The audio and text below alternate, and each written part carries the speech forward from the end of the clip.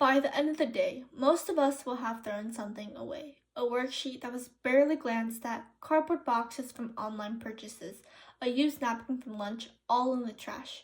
It may feel insignificant at that exact moment, but multiply that habit by everybody in this building every day of the school year, and that pile grows quickly.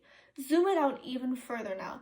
According to the Environmental Resilience Institute, the average American produces about 4.5 pounds of trash every single day, much of it made of paper and organic waste. The U.S. Protection Agency reports that paper and paperboard remain one of the largest components of municipal solid waste, with millions of tons still ending up in landfills each year. What happens to the paper we throw away between dawn and dusk?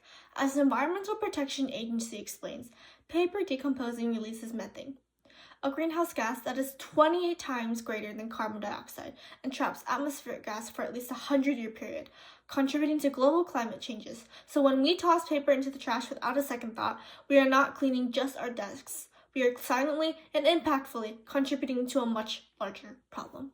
Paper feels harmless. Paper feels temporary. Paper feels recyclable.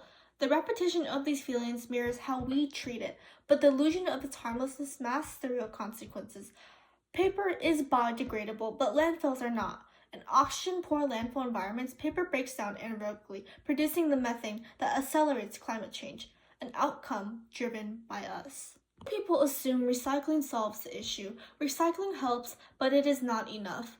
Research from Yale School of Environment shows that paper recycling often uses high carbon electricity and fossil fuels, limiting its climate benefits. In addition, paper fibers can only be recycled 4 to 7 times before they become too thin to reuse. Recycling delays disposal. It does not eliminate it. Composting, however, completes the cycle. By composting paper, we return carbon to the soil instead of releasing it into the air, reducing methane emissions while creating nutrient-rich compost that improves soil health. Many people believe composting paper is not unrealistic or difficult to do. According to the Environmental Protection Agency, composting at home involves minimal effort through a simple aerobic process that anyone can manage. Paper products like cardboard and uncoated paper help maintain airflow and carbon balance in compost piles. This makes decomposition more efficient rather than more complicated. No machines, no factories, no fossil fuels. Composting is not a new solution. It is an old one that we have forgotten. Ancient civilizations in China, India, and Rome recognized that organic waste held value rather than cost. Even in American history, composting was once framed as a civic duty. In World War II, households composted as part of victory gardens, reinforcing the idea that individual action mattered during times of national challenge.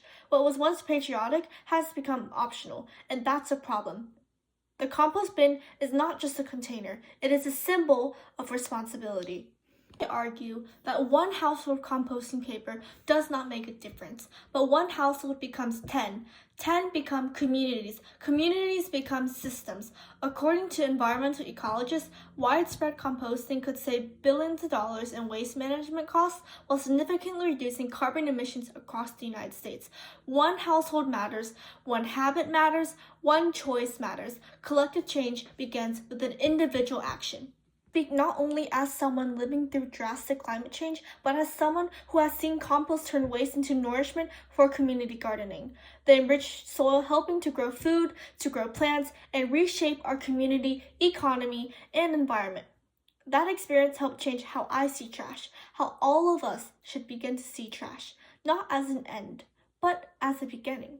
This isn't some abstract theory. This is a lived practice. Your choice matters. So, what now? Trying to compost isn't about perfection. It's about participation. Compost paper towels, napkins, and cardboard.